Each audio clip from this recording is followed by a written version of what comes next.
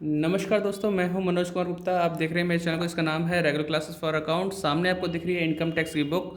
Assessment year है 2023-24 का और एससी मल्होत्रा द्वारा लिखी हुई बुक है। और अगर आपके पास ये बुक नहीं है और आप वीडियो देख रहे हैं और आप ये बुक लेना चाहते हैं तो डिस्क्रिप्शन में लिंक है, उसमें जाके आप क्लिक करके इस बुक को बाय कर सकते हैं। और आज की वीडियो में हम चैप्टर पढ़ाएंगे आपको इनकम फ्रॉम हाउस प्रॉपर्टी। थोड़ा सा इंट्रोडक्शन वीडियो है ये, तो हमको आपको बता देते हैं कि कैसे कैसे आपको फाइंड आउट करना है इनकम फ्रॉम हाउस प्रॉपर्टी। तो उसके लिए मैंने कुछ लिख रखा है, कॉपी पे लिखवाया हुआ है, तो उसको मैं दिखाता हूँ कि कुछ कुछ ऐसी पॉइंट होते हैं जिनके बारे में पता होना आपको चाहिए।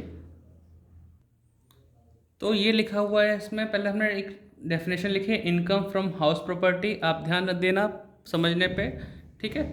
It means that income which is related in property. For example, when we let out of our house property a house to the tenant at the time then this income will be related to the house property। इसका मतलब ये है कि आप जब अपनी house property को अपने किराएदार को देते हो किराए पे रहने के लिए, और उसके बदले में जो आपको रेंट मिलता है वो आपका इस इनकम फ्रॉम हाउस प्रॉपर्टी के अंदर कैलकुलेट होता है। तो अगर कोई आपसे पूछे इनकम फ्रॉम हाउस प्रॉपर्टी क्या है, तो जो भी हमारे पास मकान है, प्रॉपर्टी है, जिसको हम टेनेंट को, किराएदार को रहने के लिए, यूज़ करने के लिए या फिर बिजनेस चलाने के लिए देते हैं, उसके बदले में जो हमें पैसा मिलता है वो हमारा इनकम फ्रॉम हाउस प्रॉपर्टी के अंदर कैलकुलेट होता है। उसको कैलकुलेट करने के लिए पहला पॉइंट आता है म्युनिसिपल वैल्यू। म्युनिसिपल वैल्यू क्या है? It is decided by the municipality to the society and we paid the municipal tax which is depend on municipal value of the house। तो municipal value of the house पे ही municipal tax पे किया जाता है। और ये municipal value कौन decide करता है? म्यूनसिपालिटी, यानी आपका नगर निगम या जीडीए, जो भी मतलब जो भी आपका डेवलपमेंट अथॉरिटी है, वो डिसाइड करती है कि आपके घर का सर्कल रेट क्या होगा, उसके हिसाब से उसकी एनुअल वैल्यू क्या होगी या म्यूनसिपल वैल्यू क्या होगी, ठीक है।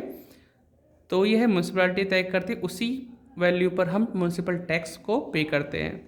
अगला पॉइंट है फेयर रेंट। फेयर रेंट क्या होता है? Rent of similar properties in same locality.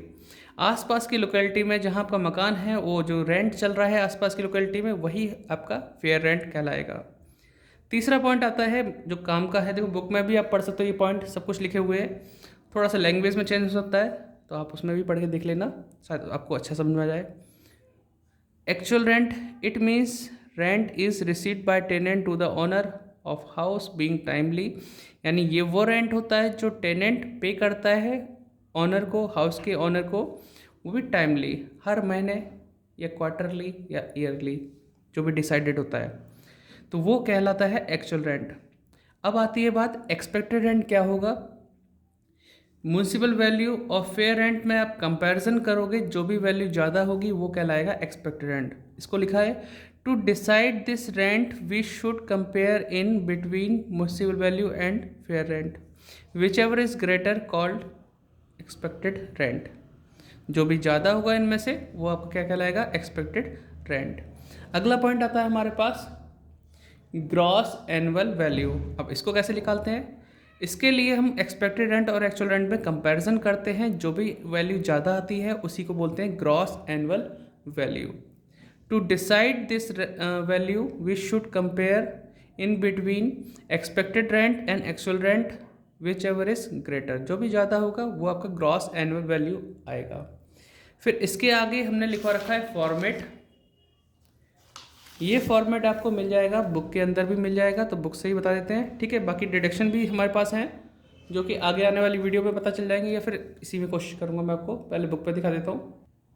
तो इस फॉर्मेट की बात कर रहा हूँ मैं कि ग्रॉस एनुअल वैल्यू तक तो आप पहुँच जाएंगे। आप gross annual value of the house वो आप यहाँ लिख देंगे, जो पीछे आपने डिसाइड किया है।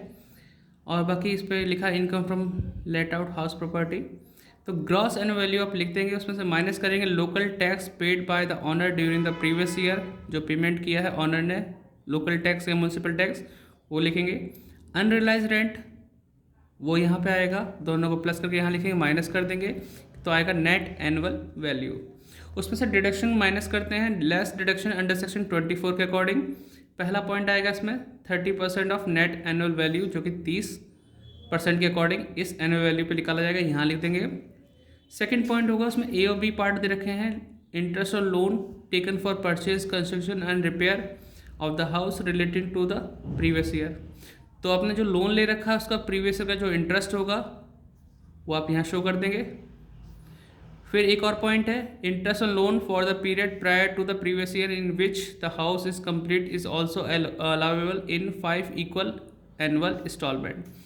तो जो प्रीवियस ईयर से पहले का इंटरेस्ट होगा मकान बनने तक का, उस इंटरेस्ट को 5 से डिवाइड करके और फिर यहाँ लिखना पड़ेगा आपको, और सबको प्लस करके यहाँ पे लिखेंगे, माइनस कर देंगे, आपको आ जाएगा taxable income from let out house property. इस तरीके से आप फाइंड आउट करेंगे इनकम फ्रॉम हाउस प्रॉपर्टी। लेकिन बात आती है कि जब आप अपने घर में रह रहे हैं तो आपको कोई इनकम जनरेट तो नहीं हो रही, उस केस में आप कैसे सॉल्व करेंगे? तो उसके लिए आपको थोड़ा सा पेज नंबर दिखा देता हूँ, 183 पे लिखा हुआ है, ये थोड़े से पॉइंट पढ़ लेना, काम आएंगे आपके। और यहाँ पे फॉर्मेट है जब आप अपने खुद के घर में रह रहे हैं उस केस में कैसे करेंगे। तो उसके लिए आप पहले स्टार्टिंग देंगे, ग्रॉस एनुअल वैल्यू लिखेंगे निल, इस साइड लिख देना, आराम से एक चार्ट बन जाएगा आपका। ग्रॉस एनुअल वैल्यू निल लिखेंगे। Municipal tax paid bye honour वो भी नॉट डिडक्टेबल है, मतलब निल यानी डैश कर देंगे, तो जो बचेगा एनुअल वैल्यू वो भी निल आएगा। स्टैंडर्ड डिडक्शन फॉर एक्सपेंसेस ये भी आपका निल आएगा, कुछ नहीं रहेगा इसमें। इसके आगे वाला जो पार्ट है आपका इंटरेस्ट और लोन, इंटरेस्ट और लोन आपका आ सकता है डिडक्टेबल अप टू 30,000 या फिर 2 लाख, जैसा भी केस में दे रखा हो। उसके लिए थ्योरी आप यहाँ से ऊपर पढ़ लेना, ये ऊपर वाली थ्योरी में ही क्लियर हो जाओगे आप। ठीक है, तो जो बचेगा वो लास्ट में अगर माइनस करके, या तो लॉस बचेगा, प्रॉफिट तो इसमें आता ही नहीं है, या फिर निल आएगा अमाउंट। ठीक है, माइनस में आया तो वो लॉस है, लॉस फ्रॉम हाउस प्रॉपर्टी या सेल्फ ऑक्यूपाइड हाउस, उसके लिए निकल आएगा। इस लॉस को आप किसी और हेडिंग में या हाउस प्रॉपर्टी से ही सेट ऑफ कर सकते हैं। लेकिन जो बात है 30,000 या फिर 2 लाख, ये कैसे पता चलेगा कितना आएगा, कैसे आएगा, कब आएगा? अगर आप अपने मकान में खुद रहते हैं और उसे बनाने के लिए या ख़रीदने के लिए आपने लोन लिया है, तो यहाँ पॉइंट जो है इसे ढंग से पढ़ लेना। अगर आपने 31 मार्च 1999 से पहले लोन लिया है मकान को ख़रीदने के लिए, कंस्ट्रक्शन बनाने के लिए, रिपेयर के लिए, रिन्यूड के लिए, तो इंटरेस्ट की डिडक्शन आपकी 30,000 तक की होगी। या फिर उस डेट के बाद लोन लिया है लेकिन सिर्फ रिपेयर, रिन्यूड और रिकन्स्ट्रक्शन के लिए, तो भी आपका इंटरेस्ट की डिडक्शन 30,000 तक मिलेगी। लेकिन आपने उस डेट के बाद, यानी इस डेट के बाद लिया है लेकिन ख़रीदने और बनाने के लिए लिया है, तो वहाँ पे उस केस में 2 लाख तक का डिडक्शन मिलता है इंटरेस्ट का। ये सब तभी होता है जब आप मकान में खुद रह रहे हैं, उस पोर्शन के लिए हिसाब किताब जो भी बनेगा उसके लिए। अगर आपने किराए पे दे रखा है उसके लिए आप कोई लिमिट नहीं है, जितना चाहो उतना डिडक्शन ले सकते हो, लेकिन जिस घर में आप खुद रह रहे हो उसके लिए आपका इतना ही डिडक्शन होता है, 30,000 या फिर 2 लाख। ठीक है, बाकी पॉइंट पढ़ लेना, यही है इसमें समझने के लिए बेसिक। बाकी कुछ एग्जाम्पल हैं वो आप कर लेना, जैसे कि फर्स्ट इलस्ट्रेशन है, ये भी थोड़ा सा समझा देता हूँ। Mister x is the owner of 3 house, 3 house का ओनर है और वहाँ पे रेंट कंट्रोल एक्ट नहीं लगता। 3 पॉइंट है यहाँ पे, म्यूनसिपल वैल्यू, फेयर रेंट और एक्चुअल रेंट। तो हम कहते हैं भाई म्यूनसिपल वैल्यू फेयर रेंट में जो भी ज़्यादा होगा वो कहलाएगा एक्सपेक्टेड। तो ज़्यादा क्या है 36 लिख दिया हमने। Actual rent same to same लिख दिया 32,000, दोनों में से ज़्यादा क्या है 36, वो कहलाएगा आपका ग्रॉस एनुअल वैल्यू। ऐसे ही सेम एज इसमें होता रहेगा, आप पढ़ना आराम से। और जहाँ रेंट कंट्रोल एक्ट होता है वहाँ पर एक नया रेंट आता है स्टैंडर्ड रेंट। उसका क्या केस है, म्यूनसिपल वैल्यू दे रखा है, फेयर रेंट दे रखा है, स्टैंडर्ड रेंट दे रखा है और एक्चुअल रेंट दे रखा है।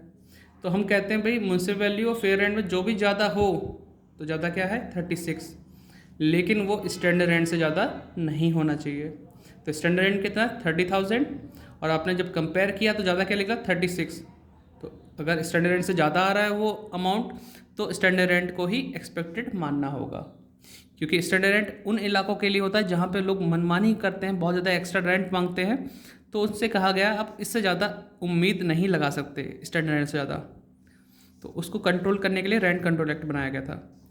तो इन दोनों में से जो भी ज़्यादा था वो 36 था, लेकिन वो 36 स्टैंडर्ड रेंट से ज़्यादा बैठ रहा था, तो उसके इसमें स्टैंडर्ड रेंट को ही एक्सपेक्टेड मान लिया। एक्चुअल रेंट को उठा के यहाँ रख दिया 40,000, फिर दोनों में से जो ज़्यादा निकला वो ग्रॉस एनुअल वैल्यू आ गई। ऐसे यहाँ करना है, ऐसे यहाँ करना है। बाकी हम जब क्वेश्चन कराएंगे प्रैक्टिकल तब आपको बता देंगे। बाकी वीडियो कैसी लगी बताना जरूर कमेंट करके। मिलते हैं नेक्स्ट वीडियो में। और आपको ये बुक चाहिए, ख़रीदनी है तो आप डिस्क्रिप्शन लिंक है वहाँ जाकर क्लिक करें और बाय करें। मिलते हैं नेक्स्ट वीडियो में। Bye bye. ख्याल रखिए अपना और पढ़ाई करते रहिए।